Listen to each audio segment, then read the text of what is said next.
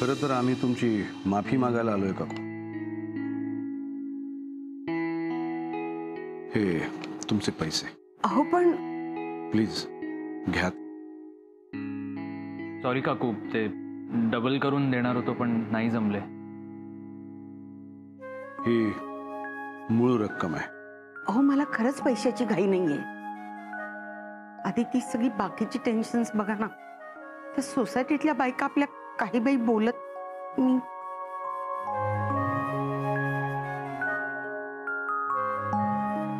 समजून घेतल्याबद्दल थँक्यू। अरे थँक्स काय, तू आणि आसावरी माझ्यासाठी काही वेगळे आहेत का? मी समजू शकते सध्याची परिस्थिती जरा बिकट आहे। ते दाते प्रज्ञा, मी त्यांचा आवाज ऐकला मगाशी। अशा कठीण काळातच आपलं कोण परक कोण ते कळतं ना काकू। पण म्हणून आपल्या माणसाला गृहीत धरून कसं चालेल? मला माहिती आहे आसावरीवर विश्वास ठेवून तुम्ही सोहमला पैसे दिलेत। माझ्यासाठी तो विश्वास जास्त महत्त्वाचा आहे। माझी खात्री आहे सोहमला पैसे हवेत म्हटल्यानंतर तुम्ही असतील नसतील ते सगळे पैसे काढून दिले असणार। गरजेला पैसे हवे म्हणून ठेवलेले असतात पैसे। गरज लागली नाही लागली तरी ते आहेत म्हटल्यानंतर त्याचा आधार वाटतो ना। प्लीज घ्या हे पैसे। खरं सांगू, सोहमला त्याच्या कामात यश मिळालं असतं ना आणि हे पैसे परत केले गेले असते तर मला खूप आनंद झाला असता। नशिबाने आहे सोहम, आसावरी सारखी आई तुझ्या पाठीशी आहे आणि खंबीरपणे अभिजित राजे तुझ्या पाठीशी उभे आहेत। याहून बळ ते काय एका मुलाला हवं असतं? येतो काकू।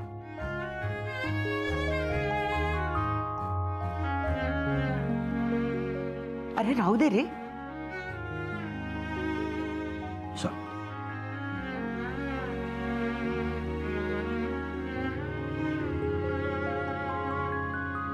सोहम तू हो पुढे, मी एक महत्त्वाचं काम करून येतो।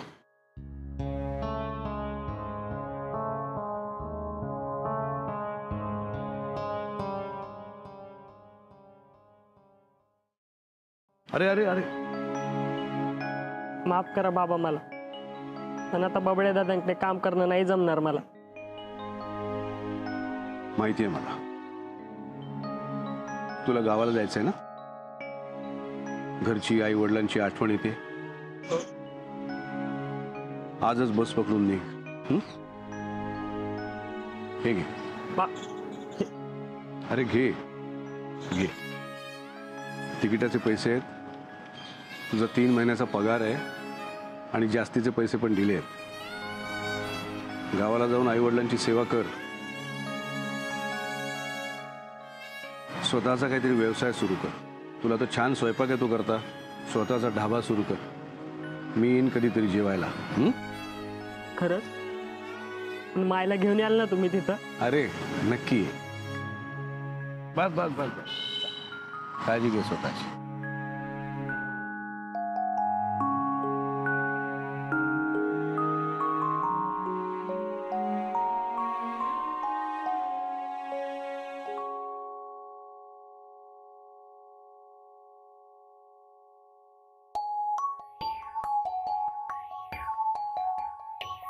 आई बघ, मी सगळ्यांचे पैसे त्यांच्या तोंडावर फेकून आलोय।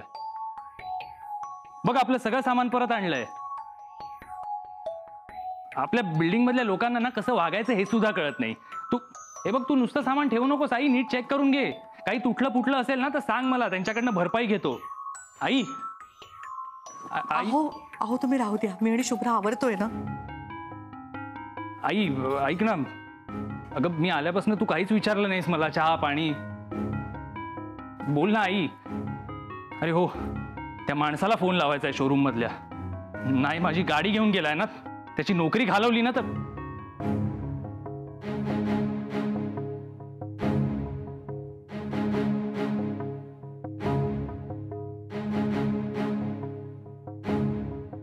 आई आई तू बोल ना माझ्याशी। आई तू बोलत का नाही आहेस? हे बघ, तू वाईट वाटून नको घेऊस. अगं ती फालतू माणसं आहेत. जरा माझ्यावर विश्वास ठेवला असता, जरा भरोसा ठेवला असता ना, त्यांना पैसे डबल करून दिले असते. पण नाही, ते वसुलीला येतात ना घरात, तसे येऊन लुटालूट करून गेलेत. फालतू लोक आहेत ग, नालायक माणसं कुठली.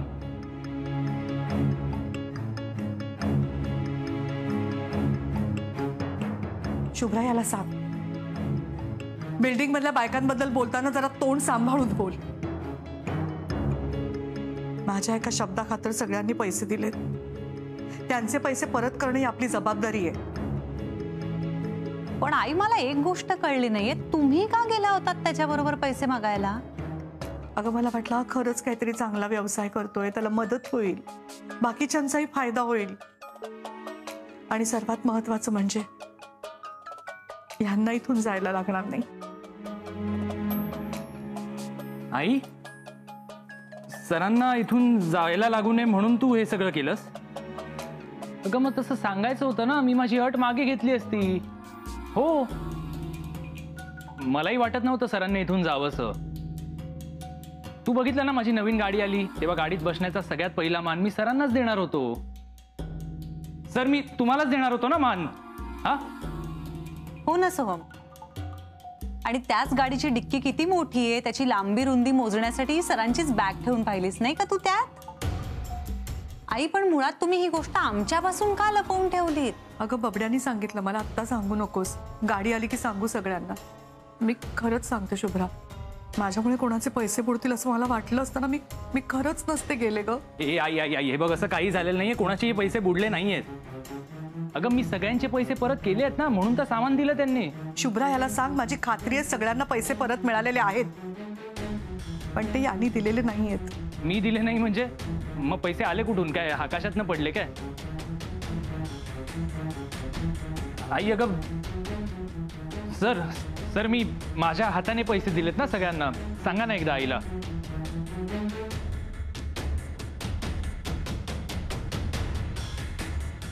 यांनी याच्या हाताने पैसे दिले, पण याच्या हातात पैसे कोणी दिले? मला खरं सांगा, तुम्ही दिलेत ना? मला माहिती तुम्हीच दिलेत. सोहमकडे जर पैसे असते तर त्यांनी तुम्हाला बरोबर नेलंच नसतं.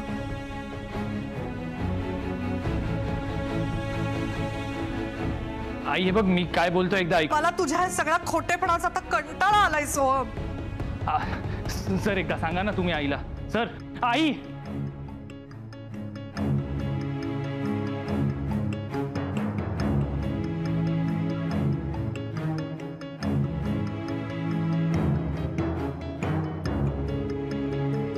आई आई आई, अगं ऐकून तर घे. अगं मी कुठे काय बोलतोय? बरं ठीक आहे, मी घेतले त्यांच्याकडनं पैसे. अगं पण मी उधार घेतले, सगळे पैसे परत देणार आहे त्यांना. आई, माझ्याकडे दुसरं ऑप्शन नव्हतं ग, नाईलाज होता. सगळी माणसं मागे लागली होती, पैशासाठी डोक्यावर बसली होती माझ्या. हे बघ, उद्या मला रस्त्यात पैशांसाठी कोणी पकडून मारलं असतं किंवा माझा खून केला असता, तुला चाललं असतं का? अगं हो, असं करतात लोक. तुला वाटलं होतं ह्या बायका घरी येऊन अशी लुटालूट करतील म्हणून? जाऊ दे, माझं नशीबच खराब आहे. जिथे कुठे हात घालतो ना तिथे नुकसानच होतं. आई, अगं मी बिझनेस करत होतो ना. आता मला थोडी माहिती होतं ती कंपनी डुबणार म्हणून. ती कंपनी डुबली, यात माझी काय चूक आहे? खरं तर माझीच चूक झाली. या असल्या चिंदी लोकांकडनं पैसे घेतले. 15-20 हजाराचं नुकसान सहन करायची लायकी नाहीये त्यांची.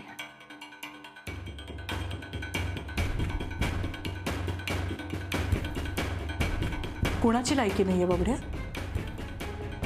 सुलभा काकूंची, ज्यांनी मोठ्या विश्वासाने तुला पैसे दिले त्यांची? एकट्या राहतात रे त्या. त्यांच्या मुलाला पैचा हिशोब द्यावा लागतो त्यांना. त्या दात्यांची एकटे कमावते दाते काका आणि खाणारी तोंड चार. अडी अडचणीला उपयोगी पडावेत पण बाजूला काढून ठेवलेले पैसे त्यांनी तुझ्या व्यवसायात तुला गुंतवायला दिले. त्या प्रज्ञानी कोणालाही न विचारता कारखानीस काकांचे विम्याचे पैसे तुला आणून दिले. या सगळ्यांची लायकी काढतोस तू? आणि तू काय केलंस? सांग ना, काय केलंस तू? तू यांचे पैसे घेतलेस आणि पळून गेलास. आई तू हे बोलतेस? हो रे बबड्या, कारण मला कळून चुकलंय. तुला कुणाचीच कशाचीच कसलीच पर्वा राहिलेली नाहीये. ना आजूबाजूच्यांची, ना घरच्यांची, ना माझी, ना यांची, कोणाची नाही. अरे तुझी उधारीचे पैसे ह्यांनी दिले ना. मला माहित नाही नक्की, पण 1.5-2 लाख रुपये तरी यांनी दिले असतील. अरे सकाळी तू यांना घरातनं बाहेर काढायला निघाला होतास हे तरी लक्षात ठेवायचंस. इतका दुस्वास करतोस तू त्यांचा, पण त्यांच्याकडनं पैसे घेताना तुला काहीच वाटलं नाही? मी म्हटलं ना, मी उधारी घेतली आहे त्यांच्याकडून. मी सगळे पैसे परत देणार आहे त्यांना. प्रश्न तू यांचे पैसे देणार आहेस का नाहीस याचा नाहीये बबड्या. त्यानंतर तू जे केलंस ना, त्यानंतर सुद्धा येऊन तू खोटं बोललास की पैसे तू दिलेस म्हणून. किती खोटं बोलणार आहेस रे बबड्या, किती दुखावणार आहेस सगळ्यांना. किती काळ असा लहान बबड्याच म्हणून राहणार आहेस, मोठा होणारच नाहीयेस का तू? आजच चुकलं. मीच लाड करून तुला बबड्या बबड्या माझं बबड्या करून ठेवलं. आता नाही. आता तू माझा बबड्या नाहीस. आई आता तू सोहम.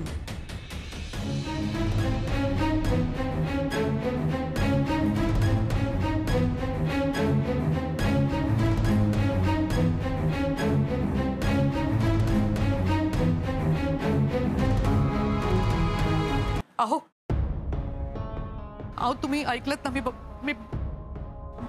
मी सोहमला काय म्हटलं ते तुम्ही ऐकलत ना? मी खरंच यापुढे कधी त्याला बबड्या म्हणणार नाहीये. कसा वागतोय हो तो? काय झालंय त्याला?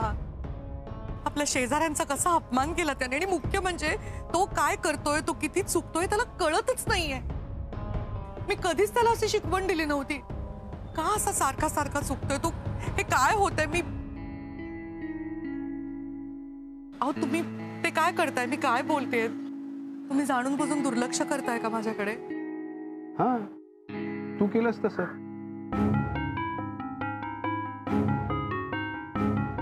मी असं वरी तुम्हाला का सांगितलं नाहीस? तू सोहम बरोबर त्याच्या स्कीमसाठी पैसे गोळा करायला गेली होतीस. आजपर्यंत तू जे काही निर्णय घेतलेस त्यात तुला मी कधीही अडवलं नाही. त्याबद्दल कधी जाब विचारला नाही.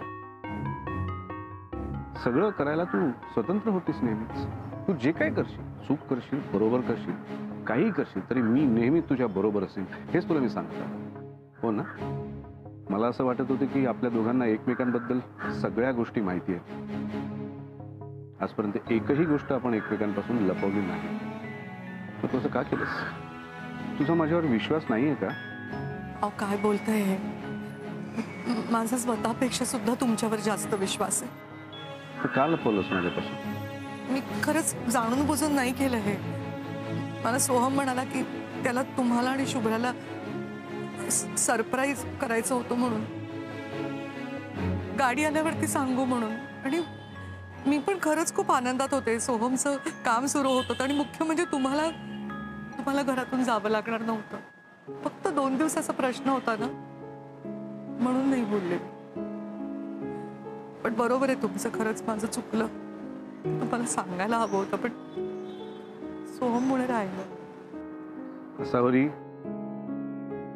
तुझ्या आयुष्यात, त्या घरात एकटा बबड्या नाही आहे. आम्ही आहोत. आणि शुभ्रा, तिच्याबद्दल काय विचार केलास तू?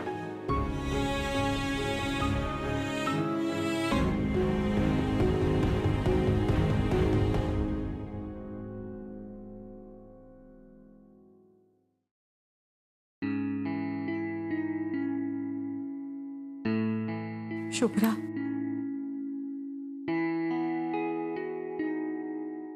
शुभ्रा मला माफ कर बाळा. आई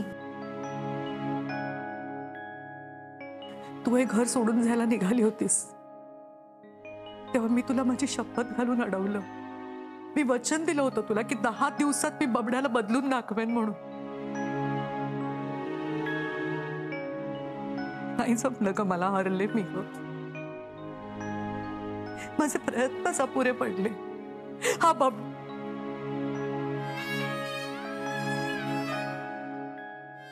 सोहम, हा सोहम ना आता आणखीनच विचित्र वागायला लागलाय. खरंच त्याला किंमत नाहीये ग तुझी, माझी, कोणाचीच. बरोबर होतं ग तुझं. मी चुकले, खरंच खूप चुकले. पण शुभ्रा, आता माझ्या मुलासाठी मला तुझ्यावर अन्याय नाही करायचा आहे. इथे असं झुरत राहण्यापेक्षा खरंच तू जा तुझ्या आईकडे. तर आनंदात तरी राहशील का तिकडे? खरंच जा. तुझ्या सासूसाठी तर तुला कोणासमोर कमीपणा नको घ्यायला ग बाळा. तुझ्या नवऱ्याची टोचून बोललेली बोलणी नको तुला खायला. नको थांबूस माझ्यासाठी इथं शुभ्रा. तू खरंच जा. मी तुला खरंच सांगते, तू जा. मी तुझ्याशिवाय जगण्याचा, मी काय बोलते सगळं.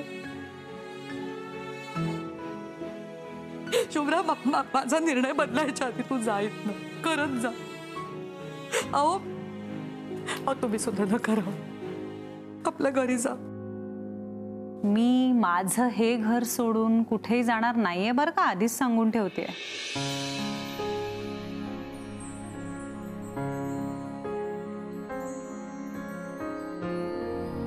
माझ्या मैत्रीण कम सासूला सोडून मी कुठेही जाणार नाहीये. हा, ती तिच्या मुलाची बाजू घेते, तिला त्याचा खूप पुळका येतो, त्याच्या प्रेमाखातर बरेच जाती चुकते.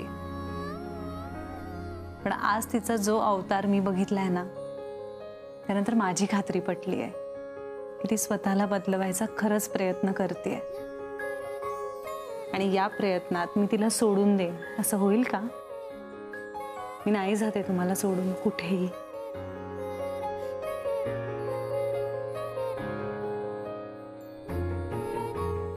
मी पण नाही जाणार आहे. शुभ्रा, कुलकर्णांना म्हणावं आधी घरासमोर नवीन गाडी आणून उभी करा,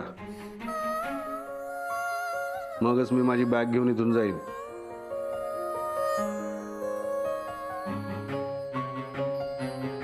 असावरी.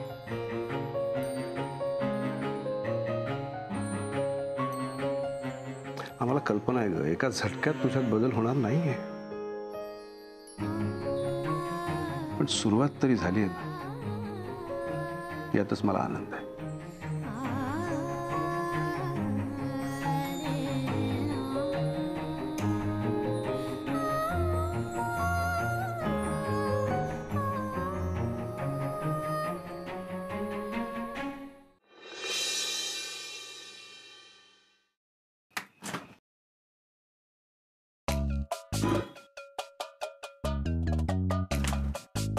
आई, तू अजून रागवलीस माझ्यावर.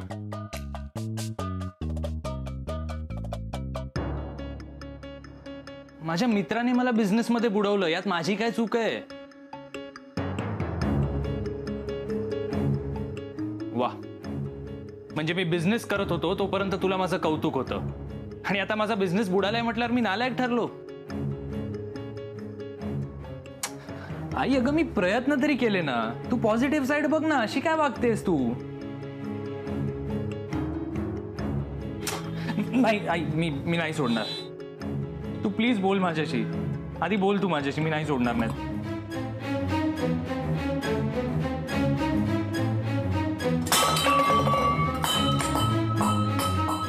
राजेंनी आणि शुभ्राने कान भरलेत वाटतं आईचे. का मस्का मारतोय तरी पण बोलत नाहीये माझ्याशी. नाही, पण मी बबडे आहे आईचा. आई माझ्याशी असं नाही वागणार. आज जरी ती रागवली असेल ना, तरी पण उद्या नक्की बोलेल ती माझ्याशी. उद्या नक्की बोलेल आई.